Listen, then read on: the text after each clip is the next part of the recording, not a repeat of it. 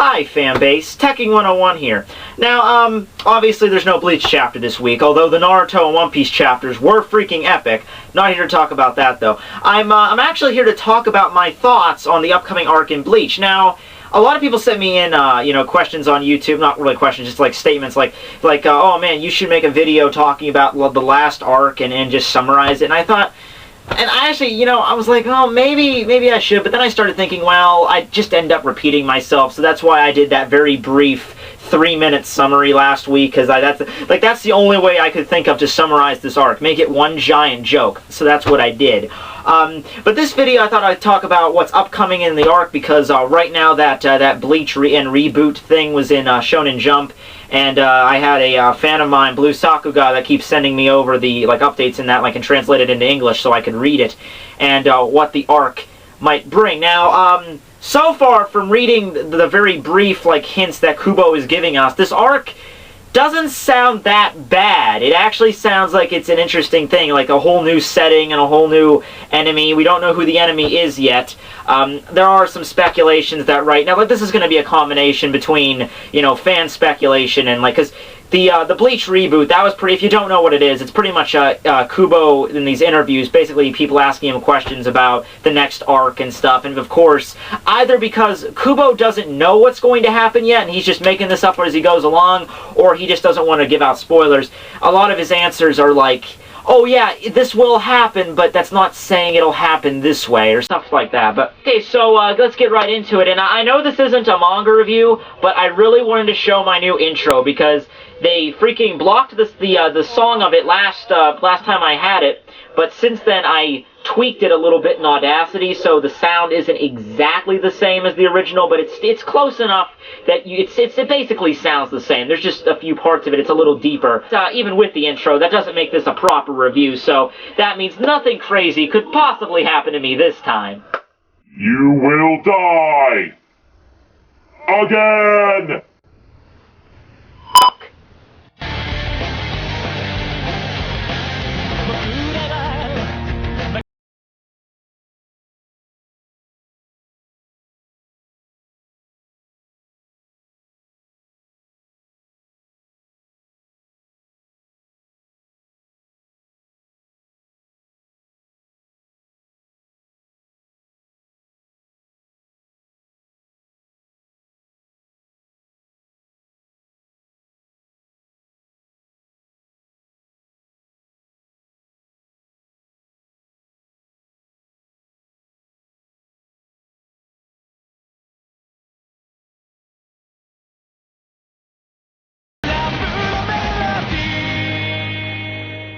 Oh, no, we're not doing this me dying bullcrap stuff again. Locking this thing up. Must have died 3 times in my YouTube career already, this bullcrap. Okay, where was I? Oh yeah, new arc of Bleach. Okay, so, I've just alienated everyone that's not aware of my YouTube, of my continuity. That's the problem with having continuity in a review. If you just jump in, if people just watch this video straight from just, typing in, new arc in Bleach, they're not going to have any idea why does he have a death note, why does he have a sword, why is he freaking out, why was the Grim Reaper, whatever, doesn't matter. Watch my other videos, and subscribe. Anyway, okay, new arc. Well, the setting for which is apparently some kind of ice palace. That's what it is. I don't know. Kubo released a sketch of it. Here you go. That's apparently the new setting. Now, I highly doubt that's how the new arc is going to start. What I think's going to happen is there's going to be another time skip, a very minor time skip, because we need stuff to get back to the status quo here. I think that was the main purpose, or at least one of the main purposes of the Lost Shinigami arc, to bring back the status quo, get Ichigo his powers back, reintroduce the Shinigami in the series. Okay, that's great. But just starting off the next arc, the next day after, Riruka leaves or whatever, that just seems kind of out of place, So I'm thinking maybe the next arc will start maybe couple weeks or maybe a month after the last one, just so we can get back to, I guess Ichigo has his powers back now. They're going to let him keep his powers, so I guess he's just going to go and start exterminating hollows again. Or, you know, they could do the flip side. They could, you know, start it, like, right after the next day. I just don't see that happening. Now, we don't know what's going to happen if that Ice Palace is like the Soul King's palace. That seems to be the general consensus on a lot of forums I read, that that's where the Soul King is, because he's apparently in some other dimension. It could be the area for the main villain. We don't know. But an Ice Palace, that's very interesting. You know, we had Hueco Mundo with the desert. That was fresh and new when it first showed up. So, yeah, an Ice Palace, okay, I'm all for that.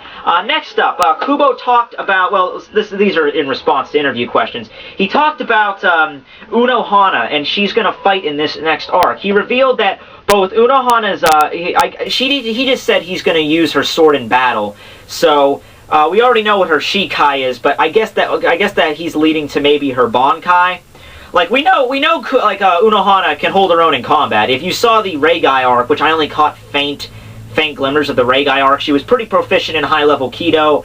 She knew that stuff. And her Shikai is a Manta Ray that enables, basically like a flying Manta Ray that can heal people when they're put into it. Now, we don't know if this thing has some kind of offensive ability, if it can hurt people, if it can, like, you know, if it has any kind of offensive ability, like it shoots lasers out of its eyes. Probably not.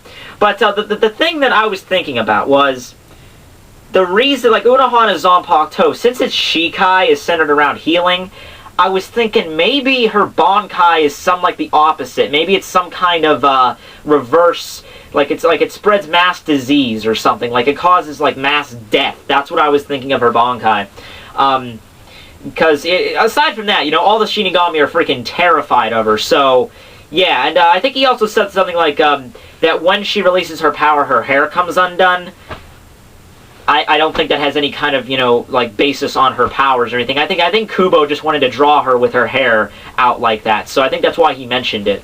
But, yeah, that's kind of odd that he would say something like that. That's like, the question was like, will Unohana fight in the next arc? He's like, oh yeah, she's gonna fight in the next arc, she's gonna release her Zanpakuto, and her hair's gonna get undone.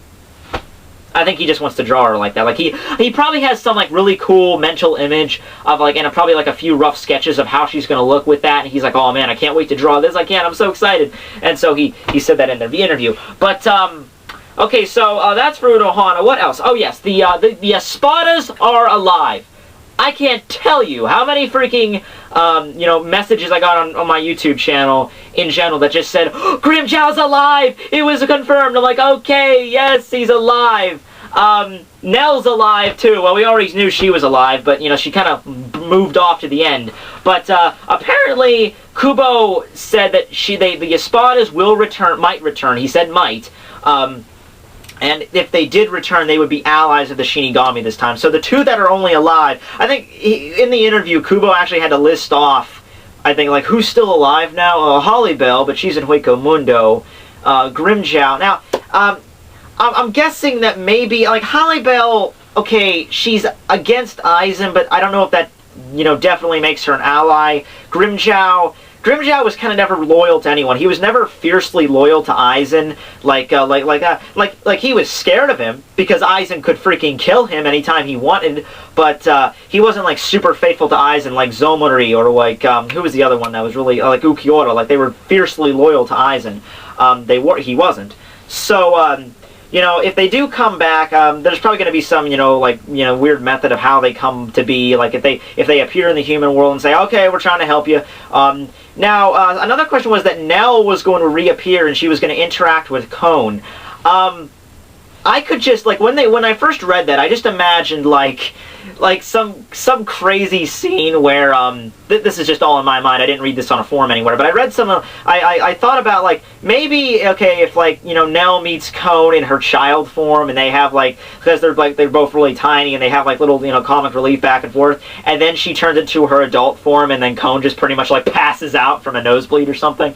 I just thought of crazy scene like that, but he mentioned, Kubo notices, and he, like, Cone has not been in the series since, like, the Soul Society arc, and he laughed about this. He's like, yeah, he hasn't been in the arc that much. I'm like, that's the part I didn't get. The absence of Cone was one of the things I'm like, why? You know, Ichigo's back home. Did Kon just leave? What happened? So apparently Kon's still in the story. It's a very clear he's more prominent in the anime than he is in the manga. He appears in like every single filler arc. He was a main character in the Regai arc, but in the manga he's like, you know, scarcely dotted around. Like maybe back when the manga first ran, Kon was like a major comic relief character, but these days he's like hardly heard from. But you know, he said he's gonna bring him back. So that's good. Nail, Holly Bell, Grimjow's back. Everyone's gonna flip shit over Grimjow. I know that, because he's been gone for like 200 chapters, you know? And it's been pissing a lot of people off because Kubo just kind of forgot about him and moved on. Now, I'm not saying that, you know, in the middle of the Soul Society arc, Kubo should have went back and like shown... I mean, in the middle of the fake Karakura Town arc, or in the middle of the Lost Shinigami arc, Kubo should have just went right back to, you know, oh, by the way, Grimjow's alive. I think he was trying to play on it more of like a real-time situation, like maybe he's alive, maybe he's not, but we're not going to find out till later. But what he could have done is he could have had some kind of extra, or some like extra chapter, something just to confirm they're alive. Grimjow's been thought to be dead for 200 friggin' chapters, man. You know, they're stalling for dramatic effect, and then there's just being a forgetful, you know, just being forgetful, and like, oh, I can play this off as, you know, something like that. No, okay? You should have had, like, some bonus chapter, or something like you did with Holly Bell. You know how you did Holly Bell in the Unmasked, in the Soul book? Not the Soul book, yeah, it was Unmasked. It was the third data book. You confirmed Holly Bell's was alive by having like little story, you know, like her Fraxion were alive and they were brought back by Orihime and they went into Huecamundo and now they're living there. That was good. That was great. But we don't care as much about Holly Bell as we do with freaking Grimjow. So, yes. I'm just saying. Could have told us a little bit earlier. But doesn't matter. He's back. Let's see. What else did I read about it?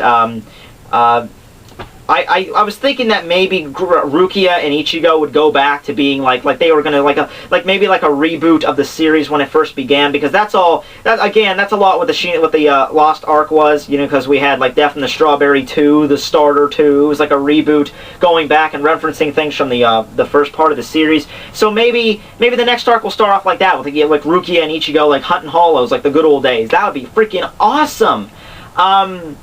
What else? He was talking about how the Shinigami have grown in the past 17 months, you know, how they've evolved. He mentions like how stronger each one got. Like Renji, for example, super strong. Hisagi, probably pretty powerful. He didn't mention like the captains that much, like Shoraku, Unohana, and Ukitake and Yamamoto. I mean, they've existed for they've been around for at least like 1,000 years. So, you know, Yamamoto and them, they wouldn't really be getting that stronger. I don't know really how long they've been around.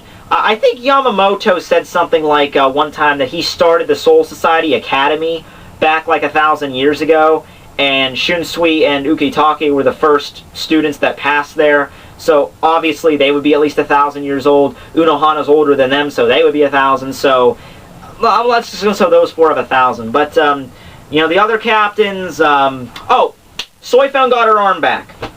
In case you didn't know, we couldn't, like last chapter when we saw her, I was trying to make out where was her arm back, and I couldn't tell, and I know it would spawn like controversy in the credits, so I didn't really, in the comments, so I just thought, yeah, I'm not even going to mention it. Kubo, we'll see it next arc, or Kubo will mention it. So yeah, she got her arm back. But the excuse of how she got her arm back was kind of stupid. The excuse was that the Soul Society's technology has increased. So, like, they're healing keto, so that's how she got her arm back. Then why didn't you do it with Yamamoto?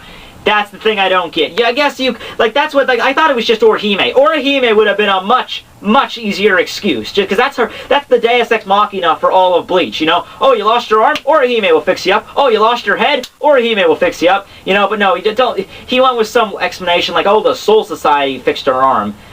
Then why don't you do it to Yamamoto, you know? And it's not healing. Unohana, they even said at some point, you know, it's not healing if the arm is physically missing, okay? It would be like Orihime's ability is not healing, it's just reversing time. Soifon's arm isn't lying on the battlefield, they can just reattach it. It was freaking aged and disintegrated to nothing.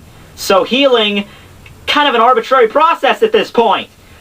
But whatever. That's as much as I remember reading, so, look into it yourself. Next arc starts next week. So, okay, here we go. Round 10.